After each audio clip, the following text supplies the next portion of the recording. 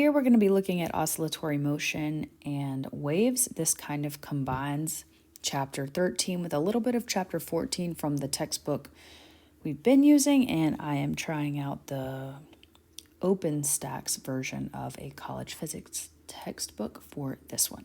It is free online. In this picture, you're going to see, well, the main type of wave you're going to see are the waves on the water behind you. But we all know that waves are not always in the visible spectrum. We have sound waves, light waves, waves given off by your heart beating, etc. But something that all of these waves have in common is that they all oscillate, which just means that they move back and forth between 2 points. So we're going to be looking at how that motion and all types of waves obey the same underlying principles. Newton's first law tells us that anything that is moving has some kind of force acting on it. Since oscillations are just a back and forth movement, there has to be some kind of force acting to bring the object back to equilibrium or to a position where it's not moving. That's what I mean by equilibrium. That force that brings the object back to equilibrium is what we call the restoring force. So the restoring force is just what brings the object, it restores the object back to its original equilibrium position. And in this case here, you have a person who is moving a ruler. So the equilibrium position would just be if the ruler were straight up and down vertically.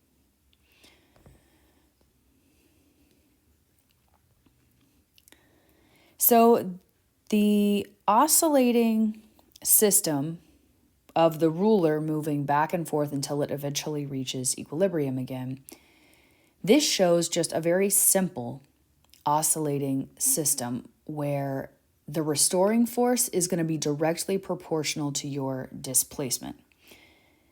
And that means that it obeys Hooke's law. And if you don't remember Hooke's law, it is the fact that force equals negative K, which is the force constant, multiplied by the displacement. So what I mean by that is if you move the ruler really far to the right, then you're going to need a greater restoring force on the left in order to bring that ruler back to equilibrium. So the greater the displacement from equilibrium, the greater that force is going to have to be. And here you can see that the force is going to act in this direction to bring the ruler back to equilibrium. And then as we move past the point of equilibrium here, that restoring force will change directions, attempting again to get the ruler back to equilibrium. And this will just happen back and forth until the ruler stops moving. Well, it stops moving visibly. This is just a graphical representation of Hooke's law. Y'all saw this back in an earlier chapter, and I wanted to go ahead and show it again. So here is our graphical representation, and I believe when y'all did this before, you had to actually use the slope and solve for K, since this was force versus displacement, or force versus X. And you can see here, because of this nice linear positive slope, that as your displacement increases, your force is also increasing. So they are direct, and I'm just showing you again what I just told you, but in graphical form this way. Looking down here at this part B where we see a mass on a spring, we see two different masses on two different springs and then a spring with no mass. The data that you see here is actually from a spring system, and the greater the mass on the spring, the greater the displacement is going to be. And I believe y'all also saw that in last week's lab when you placed a really heavy mass on the end of your spring, it was stretched out quite far, so it was displaced more from its equilibrium position. So that means if we set it into motion, it would require a greater restoring force to return back to that equilibrium position. So in spring systems, something to make note of is that the restoring force is just going to be equal to the weight. And this is in spring systems. So restoring force is just equal to our weight. And we're going to go and work our first problem. So this is a great real-world connection because the suspension system on a car is a spring system that happens to obey Hooke's law. So we're going to look at the force constant for a suspension system of a car that settles 1.20 centimeters when an 80 kilogram person gets in. All right, well, since this obeys Hooke's law, we know this is going to be F equals negative kx. That's how we would solve for the force constant, which is k. Well, we know we're going to have to convert this to meters because we can't have centimeters when we're trying to cancel out our units. So this would just become 0.0120 meters, and we have the 80 kilogram person. If you recall what I just said on the previous slide, in a spring system, the restoring force or the force is simply equal to the weight. So we can replace F over here with mg. And then we're going to end up solving for K. So rearrange again, and we're going to get K equals mg over x, and that would be negative. Now, at equilibrium, we would say that x is equal to 0. So this is at equilibrium. However, when the person got in, the car settled, so it went in the negative direction, 0.0120 meters. So we know our displacement is negative, and we can start filling in all of these terms. The mass, we were given that. The person is 80 kilograms. We know G is just gravity. And this is all over our displacement, which is 0.0120 meters. And that's negative, this is negative, so they will cancel out. And when you do your math here, you should find that the spring constant for this car suspension system is about 6.53 times 10 to the fourth newtons per meter. And that would be your answer here. So very straightforward. There's also energy involved in any system, so there's going to be energy involved here in an oscillating system as well. And if there's any kind of energy, whether it's potential or kinetic, work has to be done. So in our case, if you want to think about it this way, work must be done on a system in order to displace it from equilibrium. All of these systems want to be at equilibrium because it is the lowest energy state, and in nature, most things tend toward the lowest energy state possible. So we have to do work on a system in order to force it out of an equilibrium position. Again, we talked about this in an earlier chapter, but I will remind you that the area here underneath this slope is our work. So this is actually equal to work. You can solve this multiple ways. We did that a couple of chapters ago, so I'm not really going to go into that. I just put it over, well, it's over here in case you want to review. But I personally think method B makes a lot of sense because this is a triangular section, and hopefully you remember from geometry that the area of a triangle is 1/2 base height, and then we can just multiply that by the displacement to figure out that work is equal to 1/2 kx squared. And that's it. And another quick note is something called elastic potential energy. And elastic potential energy, it is just the energy stored in any deformed system. So when we compress a spring, while it's sitting there compressed, it has elastic potential energy. So it's the same thing as potential energy. It's just stored in a deformed spring type system. So it's the energy that we have available to do work. So instead of saying W equals 1/2 kx squared, we can also just say potential energy elastic. So elastic potential energy equals 1/2 kx squared. We're going to work another problem now. So looking at this tranquilizer gun, we want to know how much energy is stored in the spring of the gun if it has a force constant of 50 newtons per meter and it's compressed 0.150 meters. And then we'll look at part B, where we're going to figure out the speed of a 2-gram projectile. All right, let's go ahead and do part A. So how much energy is stored in the spring? This is going to be elastic potential energy, and we just looked at that formula. So 1/2 kx squared.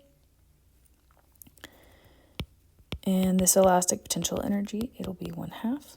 They told us the force constant, so that makes this part easy. Oh, whoops, that should be 50 newtons per meter multiplied by 0.150. And we're going to square that. So when you solve, you'll find that this elastic potential energy is 0.5, about 0.563 joules. Okay, part B. So we'll now find the speed at which that projectile would be launched. So now it's going to be moving. And I hope you remember, when something starts moving, it now has kinetic energy, and a kinetic energy is a very similar equation to potential, but since it's moving, it has velocity. So we say kinetic energy is equal to 1/2 mass times velocity squared. We can also make this assumption here in this spring system because we're assuming no friction and we're ignoring the mass of the spring. So we are also just assuming that all the potential energy is getting converted into kinetic energy. So we can just relate the two equations perfectly in our ideal world here in Physics 1401. So kinetic energy 1/2 mv squared. If you rearrange this, you should, here. If you rearrange this, you will find that velocity is equal to 2 multiplied by the kinetic energy over the mass. And I'll go ahead and write this down. So again, here in this ideal system where we are ignoring friction and all other forces, the kinetic energy and the potential energy are going to be equal. So all of the potential gets converted to kinetic. And so we can substitute KE with PE, and we would have V equals 2PE over M. And then we're just going to plug in our numbers and solve. So V equals square root of 2. We solved for potential energy over there, divided by the mass, which was 2 grams. When we solve, we'll find that the velocity of that projectile would be about 23.7 meters per second. And that's it for that problem. So that makes sense for a projectile coming out of a tranquilizer gun. Here we have what you might recognize as a guitar string, or you can just read the little caption and it tells you it's a guitar string. So the motion involved in the movement of any string that's on an instrument is similar to the motion of a spring or some rigid object that's been displaced from equilibrium. Your only difference is that now the ends of the strings are both attached to something as opposed to one being free. We can predict how long any oscillation is going to last, so its period and with what frequency. And when we are able to do that, which we're able to do that for all of these, we call that type of motion periodic motion because it happens in a predictable periodic manner. And this, again, it just means it repeats itself at regular time intervals. The time to actually complete one oscillation, so time to complete one oscillation, is what we refer to as T, which is the period. And I know we've talked about these before, but we're going into this in a little bit more detail and in a different way. And the units for period are seconds, typically. Okay, so periodic motion tells us the period, hence the name, and it also tells us the frequency. So we can find this is period, and then we can also find the frequency. And here we're going to represent frequency with this f, a lowercase f. And frequency is the number of events, whatever that event may be, per unit time. Could be per hour, per minute, per second, per millisecond. Typically here we'll be using seconds though. And when we are specifically looking at periodic motion, the frequency is going to be referring to the number of oscillations per time, per unit time. And our unit that you're going to see most often is hertz, which is equal to 1 over a second, so an inverse second. Now frequency and period, so F and T, can be related by this equation. The frequency is equal to 1 divided by T. Okay, pretty straightforward.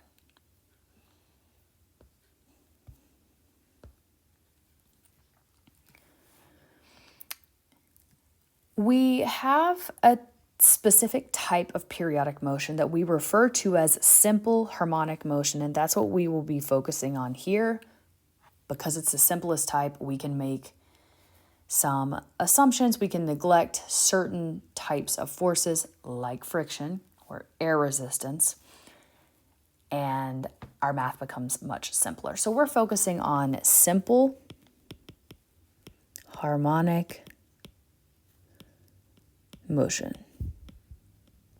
And you might see me abbreviate that as SHM. So if you see me write that, I just mean simple harmonic motion. And these are the simplest oscillating systems because the net force can be described by Hooke's law.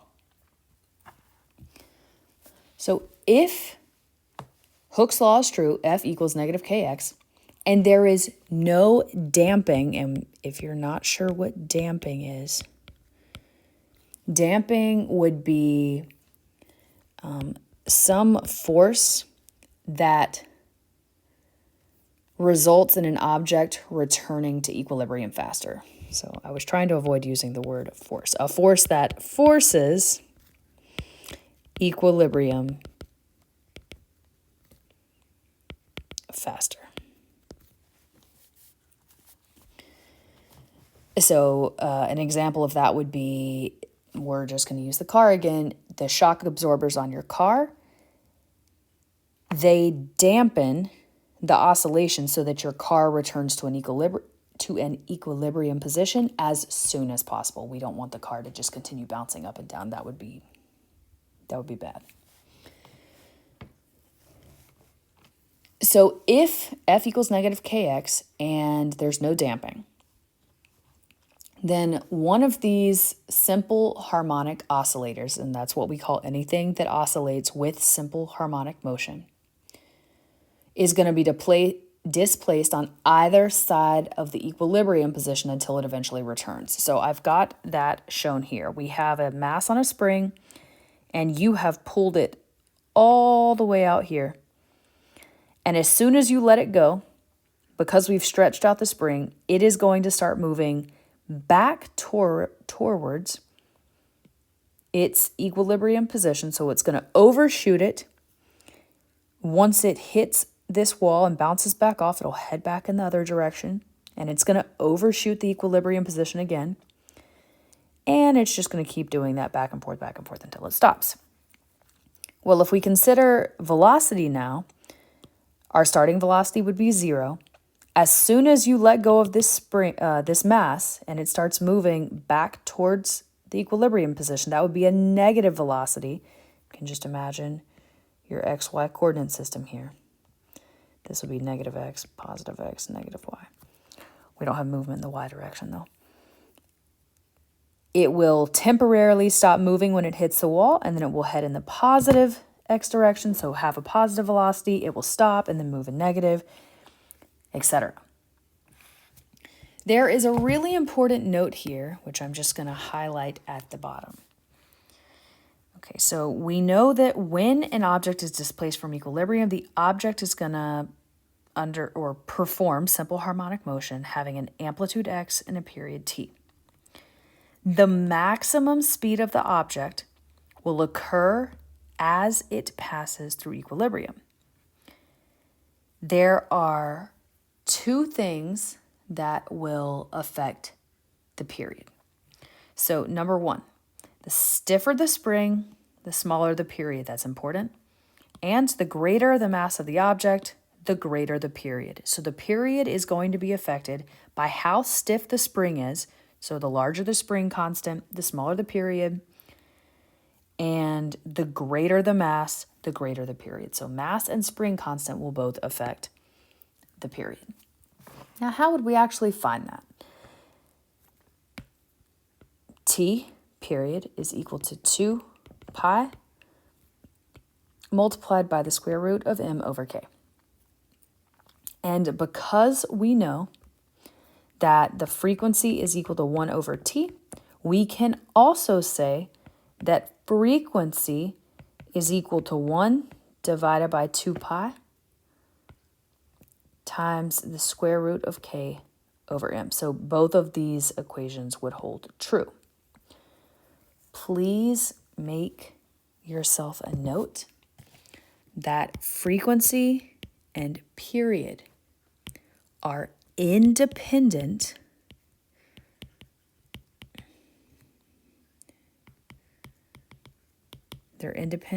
of amplitude. So that's why we don't see a term in here. It does not matter what the amplitude of our wave-like motion is.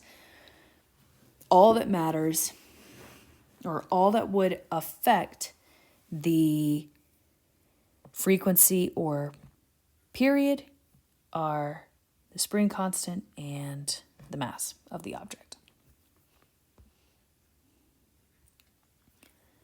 Okay, so we're going to work another quick problem, and this one is super fast. So our heart rate is at 150 beats per minute during intense exercise. What is that time per beat in units of seconds? That means we are looking for, or let's look at what we have first. So 150 beats per minute. This would be our frequency.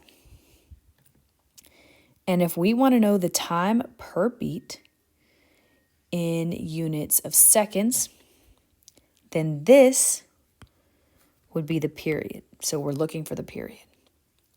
Well, T equals 1 over F. So let's plug in what we know. 1 divided by, okay, we know F is, okay, I'm going to make a quick change here, because this says per minute, and we know we're going to need seconds. So 150 beats per minute would be per 60 seconds. I'm actually just going to leave it like this. You can do the math beforehand if you want, but it really doesn't matter if you don't like having a fraction over a fraction. Okay, And when you divide, you'll get 60 seconds over 150 beats.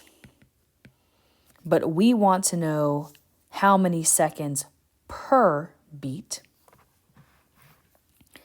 So this will just become 0.400 seconds for every beat. And that would be your answer. Super easy. So as I mentioned before, simple harmonic motion often makes, well, not often, it makes wave-like patterns. It makes wave-like motion. Here is an example of this, and we have our car again driving along a bumpy road, and if we use the headlights and had them shining on a piece of paper, we would actually see that wave-like motion happening. If this restoring force, so if the force can still be described by Hooke's law and only by Hooke's law, so if it can be described by Hooke's law, then we know the wave is a sine function.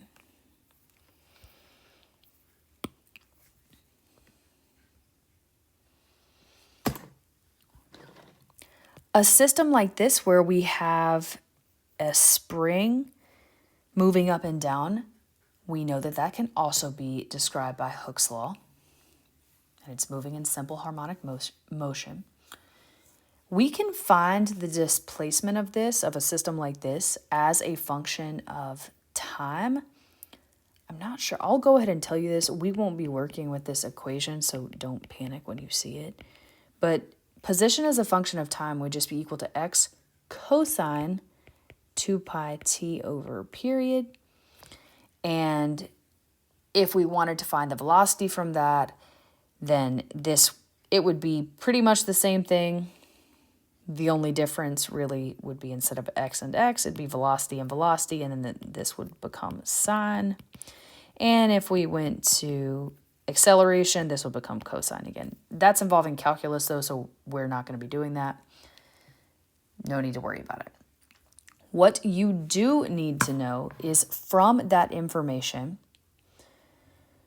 we can find the max velocity of something moving with simple harmonic motion. And so the max velocity is going to be 2 pi x divided by the period.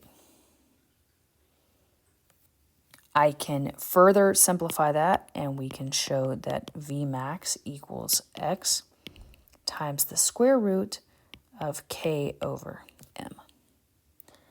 So at the maximum displacement, whatever that may be, so remember at maximum displacement, V equals 0. So when you stretch the spring out as far as it will go, it's not going to be moving, but as soon as you let it go, it's going to start moving.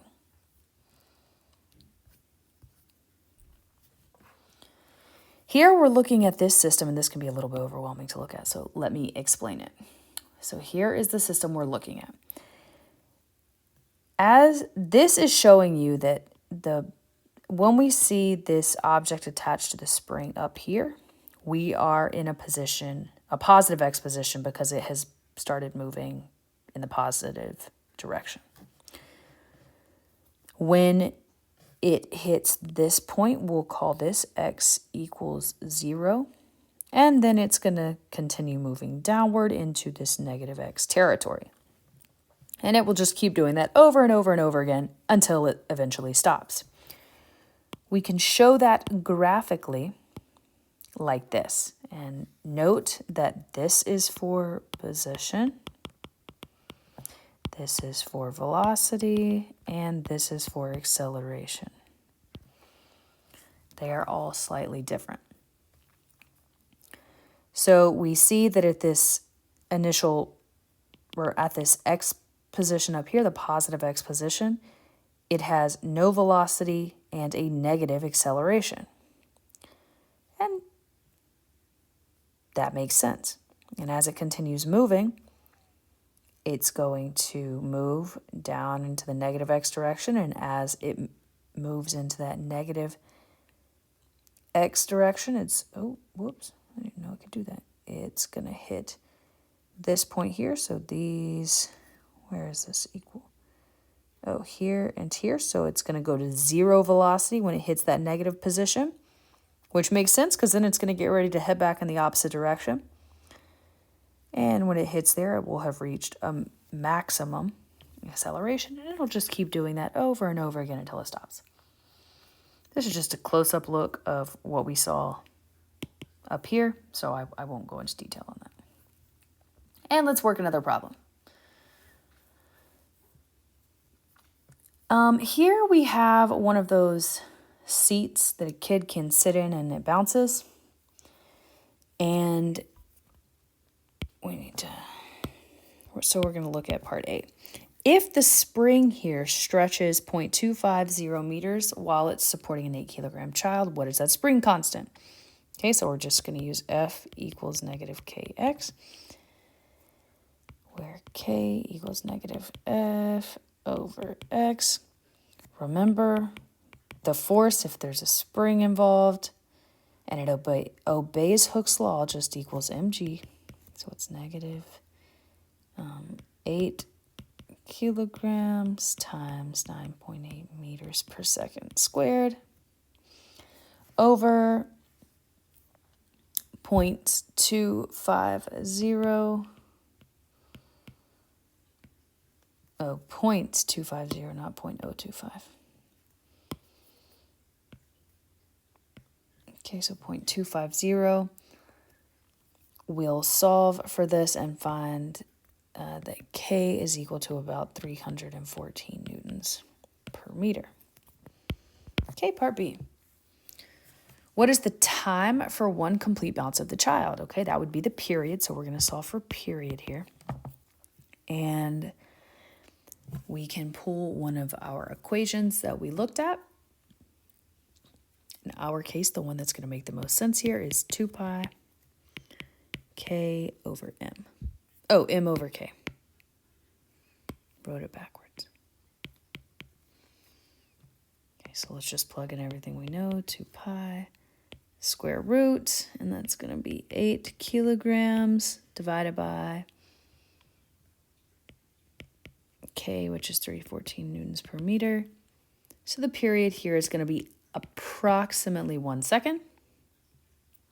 And what is the child's maximum velocity? So we know that maximum velocity, did I give it to y'all over here? Yes, I did. We can use this one. Could have used the other one too, but I'm just going to use that one. V is equal to x multiplied by k m. So that'd be 0.200 meters. And then we're going to have the square root of 314 over 8 kilograms. And you'll find the maximum velocity is about 1.25 meters per second. So that's how you would solve this problem. These have all been pretty quick and easy to solve so far.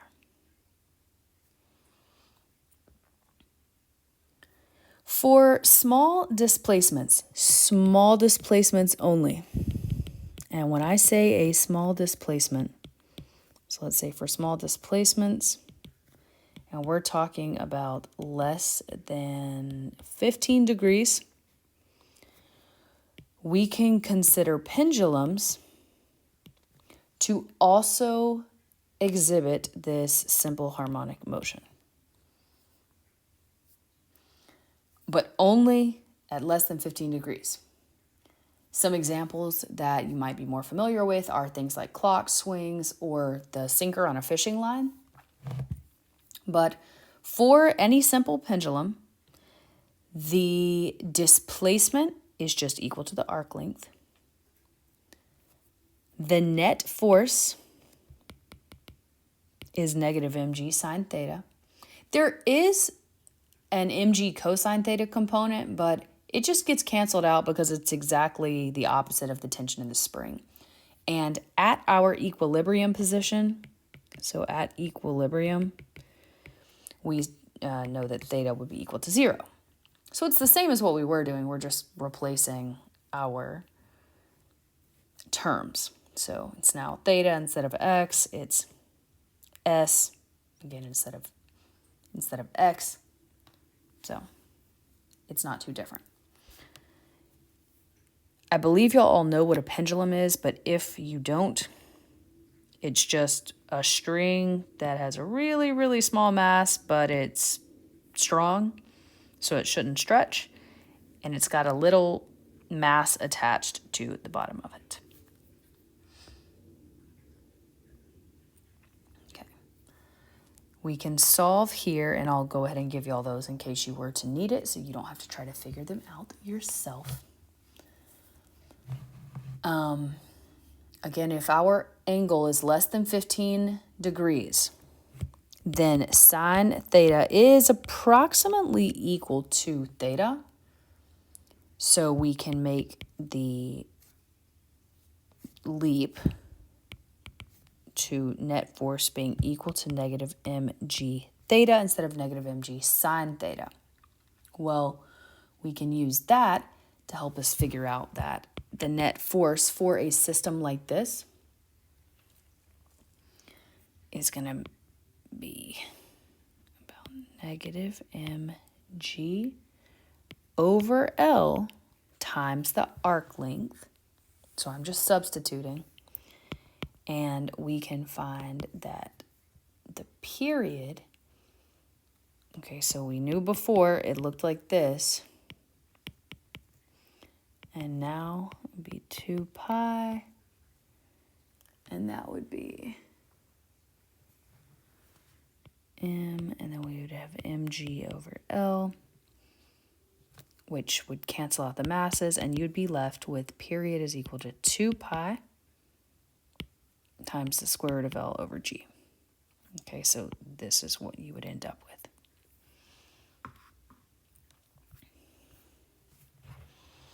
All right, we have a pendulum